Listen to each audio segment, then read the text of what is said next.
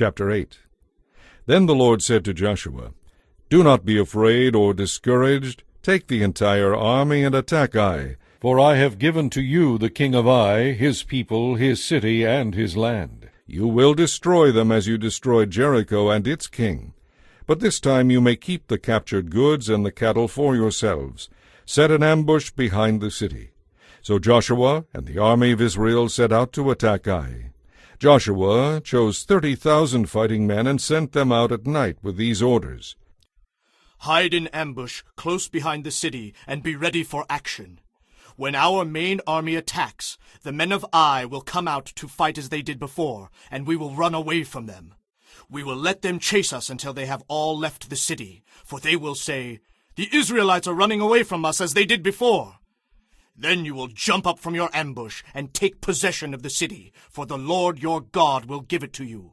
Set the city on fire as the Lord has commanded. You have your orders. So they left that night and lay in ambush between Bethel and the west side of Ai.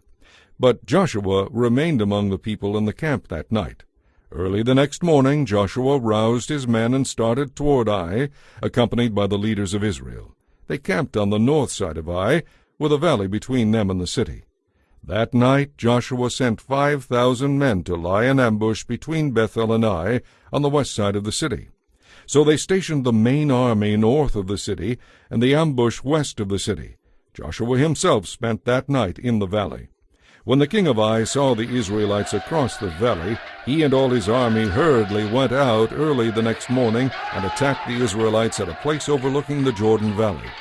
But he didn't realize there was an ambush behind the city. Joshua and the Israelite army fled toward the wilderness as though they were badly beaten. All the men in the city were called out to chase after them. In this way they were lured away from the city. There was not a man left in Ai or Bethel who did not chase after the Israelites, and the city was left wide open. Then the Lord said to Joshua, "Point your spear toward Ai, for I will give you the city." Joshua did as he was commanded. As soon as Joshua gave the signal, the men in ambush jumped up and poured into the city. They quickly captured it and set it on fire. When the men of Ai looked behind them, smoke from the city was filling the sky, and they had nowhere to go. For the Israelites who had fled in the direction of the wilderness now turned on their pursuers.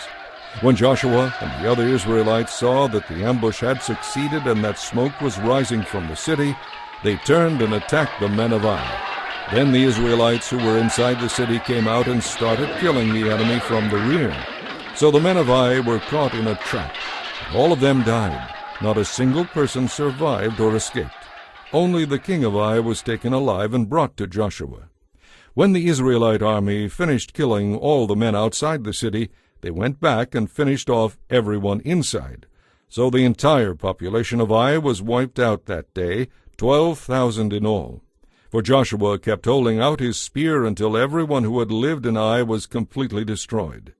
Only the cattle and the treasures of the city were not destroyed, for the Israelites kept these for themselves, as the Lord had commanded Joshua. So Ai became a permanent mound of ruins, desolate to this very day. Joshua hung the king of Ai on a tree and left him there until evening. At sunset the Israelites took down the body and threw it in front of the city gate. They piled a great heap of stones over him that can still be seen today. Then Joshua built an altar to the Lord, the God of Israel, on Mount Ebal. He followed the instructions that Moses, the Lord's servant, had written in the book of the law.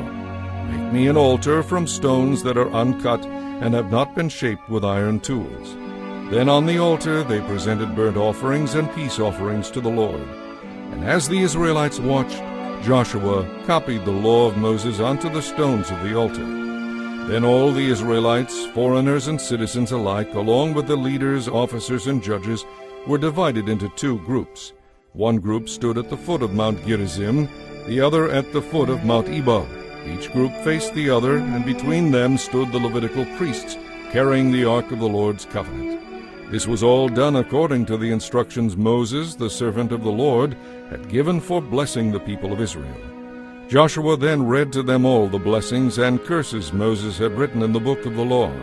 Every command Moses had ever given was read to the entire assembly, including the women and children and the foreigners who lived among the Israelites.